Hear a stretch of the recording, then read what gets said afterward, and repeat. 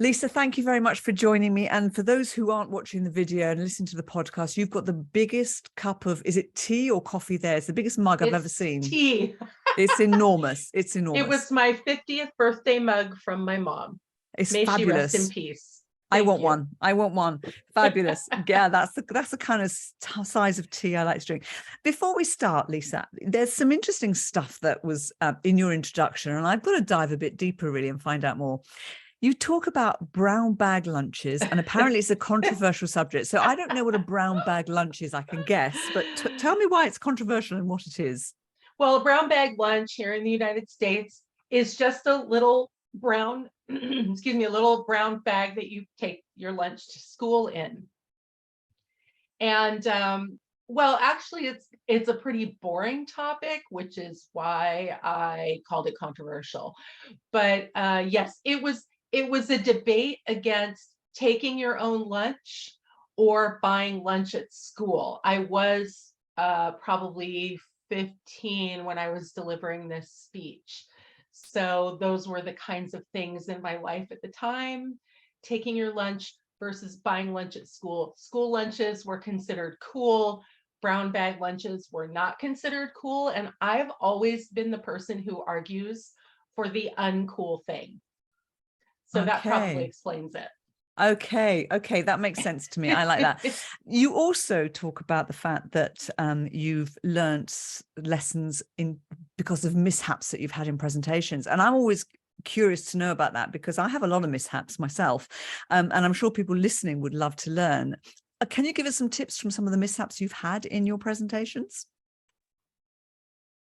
There was one that comes to mind most recently. I pretty much make a mistake in every presentation. It's become my superpower to recover from mistakes. But one that I remember pretty distinctively was when I brought the wrong notes for the actual presentation that I had. I'm still confused whether I brought the wrong presentation or the wrong notes. It was the wrong notes. And I put up a presentation on the screen and I opened up my notes and the notes were different from the presentation. And so I had to carry on as one does. But I always use my mishaps and mistakes as a lesson for the audience because I want them to see that you can recover from mistakes. This is what people think. They think, oh my gosh, I'm going to make a mistake and they're going to hate me. I'm going to be blackballed forever. And I like them to actually see me making mistakes and then me recovering. The other thing about that particular presentation, this covers a whole bunch of mishaps. I got a little cocky. I got a little lackadaisical, right? Because I've been doing this a long time and I didn't really prepare as well as I should have. And I arrived at the venue without my spare cables, my HDMI cable to plug into the projector, and plugs and things that I needed. And we had to spend all this time running around and scrambling and trying to find cables, which to my mind is not a very professional way to show up as a professional speaker.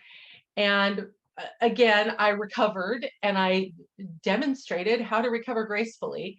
And at the same time, it gave me something to talk about and write about and teach about. And that is never get complacent as a speaker, because the minute you get complacent, you're going to blow it. Oh, goodness gracious. Yes, I think that's really excellent advice. Really excellent advice. So you work with speakers and you work with speaking clients. What's the biggest challenge your speaking clients are facing? I would say that the biggest client that the biggest challenge that my clients face is taking themselves too seriously, making themselves out to be too important, I guess, thinking that if they are the smartest, most impressive person in the room, that will get them the result they want. Oh, that's interesting. That's really interesting because I think there's extremes sometimes. There is definitely the people who do think that way. And then you get the opposite, the polar opposite, where people don't realize quite how good they are and the experience and expertise that they have, and they sort of underplay that. I have seen both sides of that. Have you seen that too? Well, yeah, when I say take themselves too seriously, it's actually two sides of the same coin, probably. That this is a person who has a lot of expertise and knows they have expertise, but they don't know how to show that to the client without using big words and having to list all of their degrees and their credentials and use a lot of statistics and a lot of data, right? It's like they're trying to prove themselves when they don't have anything to prove. They've already been invited to speak. I mean, most of my clients are experienced speakers. I mostly work with business professionals and business leaders and nonprofit leaders and the kind of people who have a lot of experience, but they still feel like they have to prove themselves. So yeah, I think that's probably what I'm getting at. Yeah, because once you're booked, they've brought into you, right? You've Right. done the proof. They've got Yeah. they accepted your credibility. Okay, that's really good. Yeah. So what are the biggest mistakes your clients made before working with you? Because of course they've stopped doing that now, right? Well, there's the reason that they come to work with me. Gosh, I'm just going to tell your people, it's early in the morning for me, people. It's early in the morning. I'm still waking up. Okay. So you look great though. Anybody watching the video will know. that's all that matters. That's all that matters. The tripping over the tongue. Like I said, I like making a lot of mistakes so people can see how I recover from mistakes. So one of the things, because they're taking themselves so seriously and because they're so concerned with impressing people, they're not engaging the audience. So what tends to bring them to me is that they realize they're not engaging. They realize they're not making a human connection with their audience. They feel like they're just kind of a talking head. They think that cramming as much information into the presentation as they can will get them the results that they want. And then I actually mentioned this one a little bit earlier, but disrespecting the audience by not being prepared. I myself have done this, and probably some of your listeners have done this as well, when we get a little bit complacent and too sure of ourselves that we don't fully prepare. And to my mind, that is really this is probably the most disrespectful thing you can do, is just not be prepared. And sometimes it's not so much that it's you're complacent, it's that you're too busy, you've taken on too much maybe, and you've taken on a gig too many, and then you don't have the time to prepare. And yeah, you're absolutely right, it is disrespectful, and sometimes we should say no to things, shouldn't we? But it's interesting. Well, yeah. And I'm not trying to blame people necessarily, or I'm sorry, I am blaming people. I'm not trying to judge people. We all have a lot of reasons why we're not prepared. But as you said, we should think through the opportunity before we say yes. Do we have time to give it the care that it requires? And a lot of my clients come to me at the last minute too. I have people who come to me 2 weeks before a keynote, their first keynote ever, 2 weeks. And I know that procrastination oftentimes is a result of fear and anxiety, and they're trying not to think about it. So, but now they have 2 weeks. Luckily, they did come to me, and so they're not doing it alone. They're not doing it alone 2 weeks before the event. They have professional support. But all of those things, it just means you need to really think carefully before you take a speaking engagement, because these are live human beings whose lives you're affecting, and you want to do a really good job. Absolutely. Okay, so let's look at the other extreme then. Let's look at sort of more experienced presenters, people who already feel comfortable in front of audiences. Have you got any tips for those who might be a bit more advanced and more experienced? I like to remind people, and this is kind of a regular PSA that I put out to the community. Just because you love speaking doesn't mean you are hitting all the points. Just because you love speaking and feel comfortable with speaking doesn't mean that you're making the impact on the audience that you want to be making. So I do have a lot of people who, when I tell them what I do for a living, their first response is almost dismissive. Like, oh, I love speaking so much. Yeah, I don't have any problems with it. And my eyeballs just roll back in my head. Loving speaking is not the same as being effective and good at it. So for the people who are comfortable speaking out there, I see you. I am one of you. I love speaking. I'm comfortable with it. I've been doing it for, I don't know how many years now, 40 years, 38 years or something, since I was in high school on the speech team. But I'm just going to say, don't get complacent. Don't allow the fact that you really enjoy it and are comfortable doing it. Don't allow that to keep you from growing and improving. Keep trying new things. Keep upping your game. This is something that happens to me sometimes. I find myself, I'm still telling the same story, or I'm still using the same exercise that I've been using for 5 years. Is that still effective? Actually, sometimes no.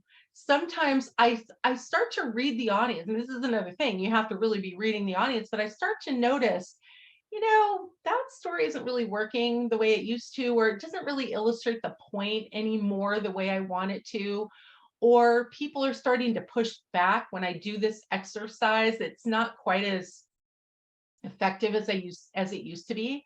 So I just invite people who are comfortable and have been doing this a long time to keep upping your game, keep refreshing, keep revising and refining, and looking at the minutia of your presentation, and really looking at the granular aspects of it, and keep making it better.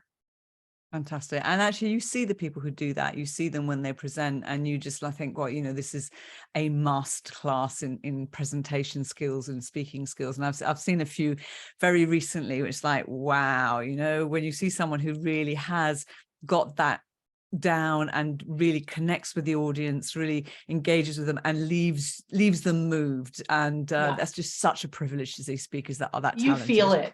You feel it inside, right? It's more than just somebody sort of talking at you and performing. There's a difference between being a speaker and a performer. They overlap, but a speaker has more of a purpose than to just entertain. So when you feel that inside, that you feel moved by the speaker in some way, then they're nailing it. Yeah, absolutely. Absolutely. So what about people who want to share their story with the world? Should they become speakers? Is it about them and their story, would you say? This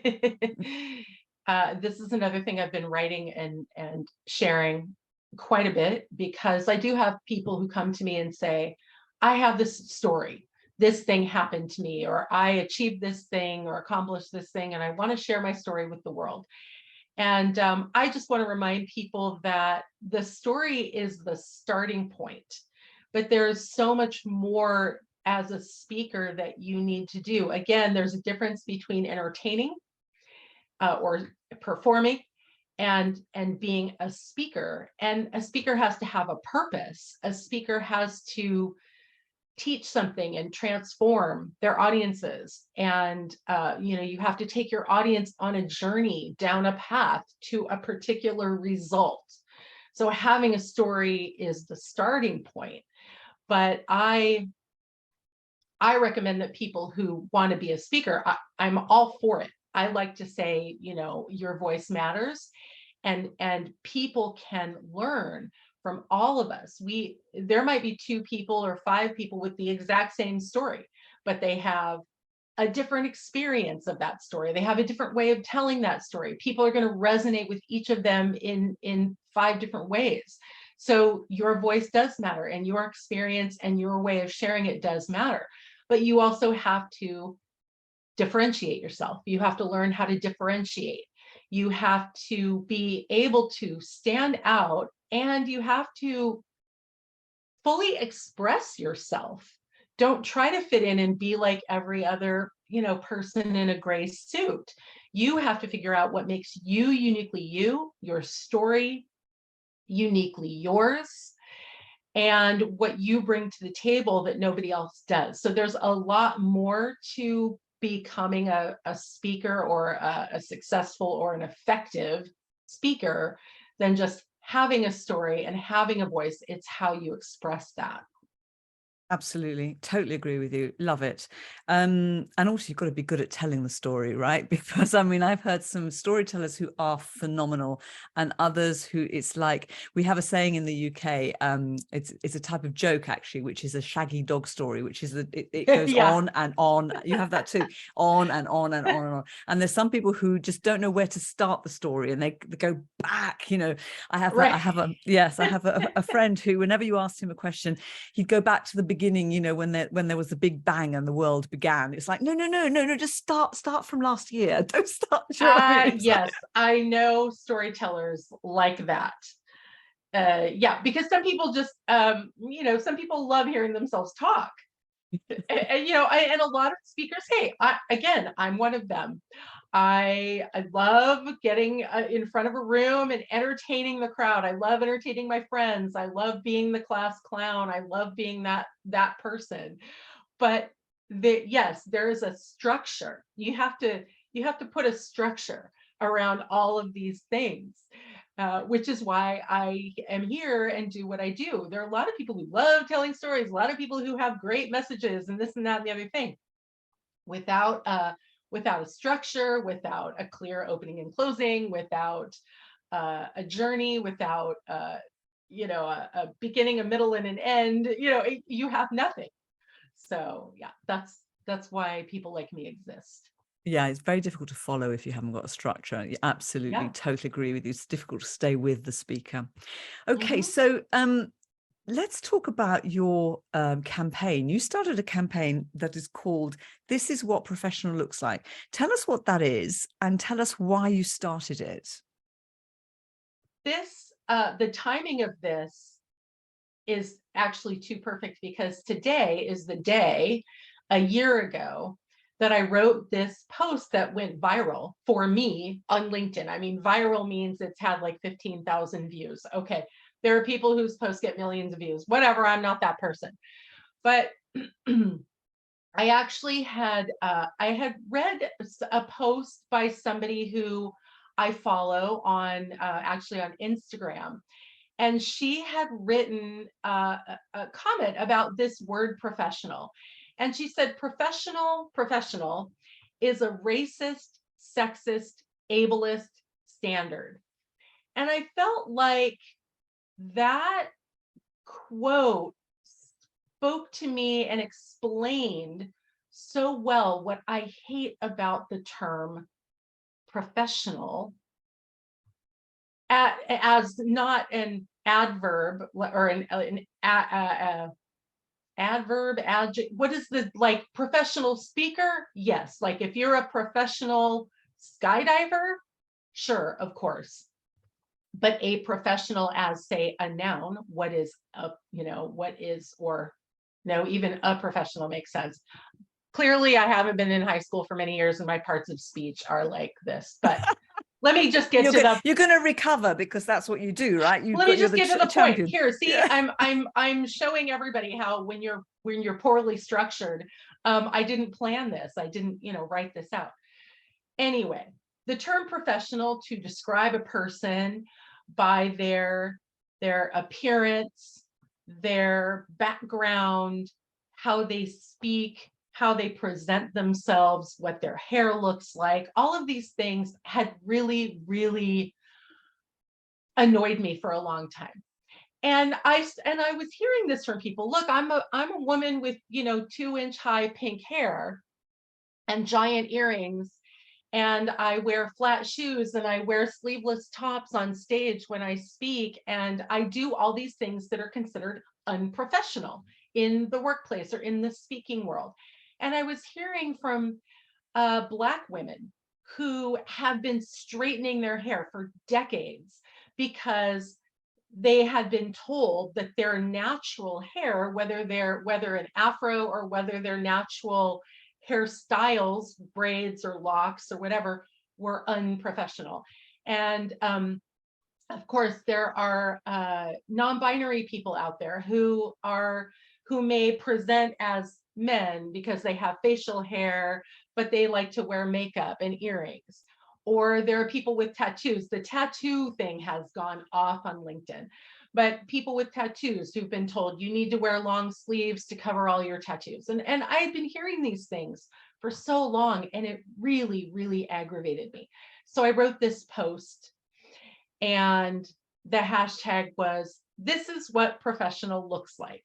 It's a little bit long. It's a little bit long, but I have a lot of people who actually follow it now, and they're like my little community of people. When somebody posts who I don't know or I don't see, they will tag me and write, "Welcome to the tribe. This is what professional looks like." It's so amazing.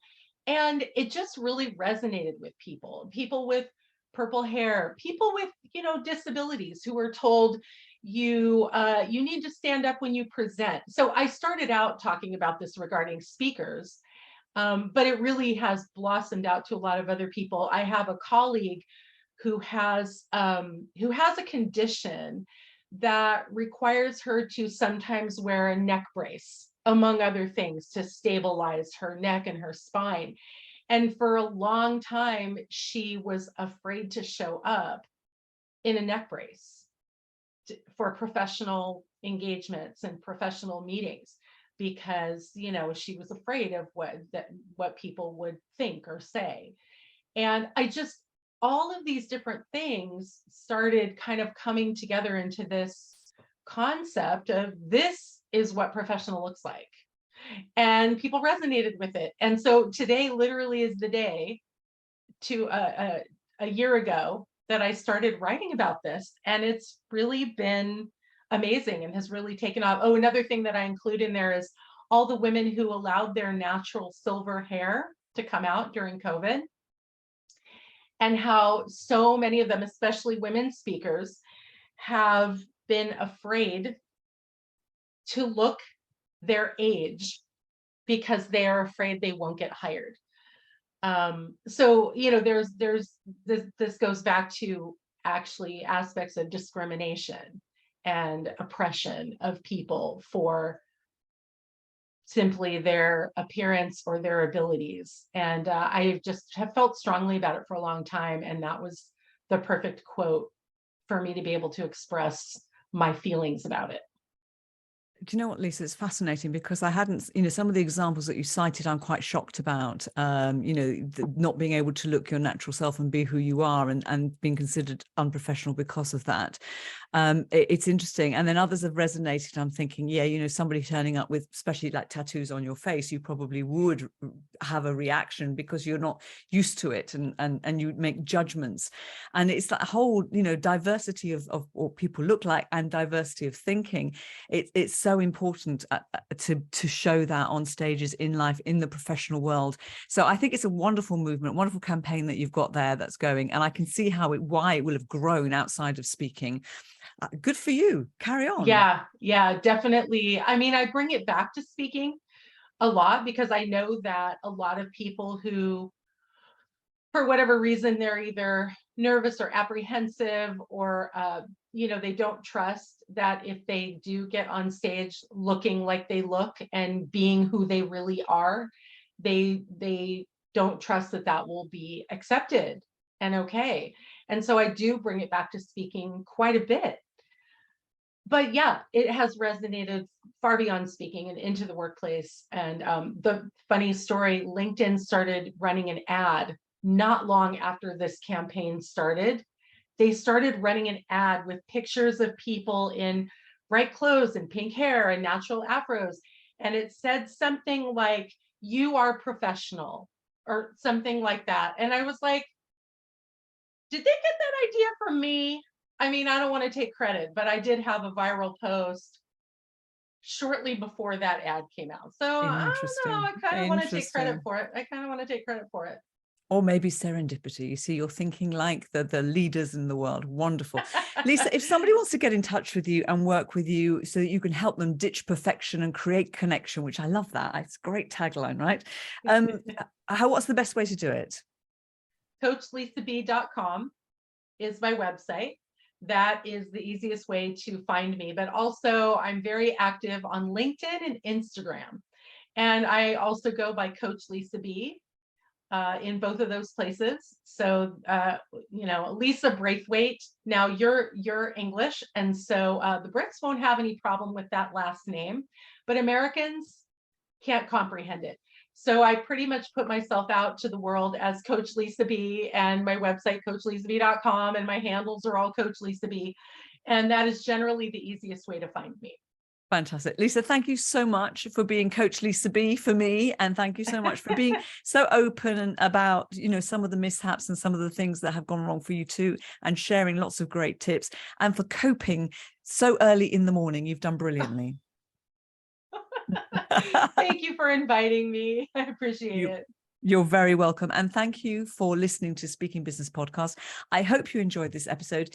If you did, please leave us a lovely rating and review on Apple Podcasts. Tell your friends and share it. Until next time, I've been Maria Franzoni. Bye-bye for now.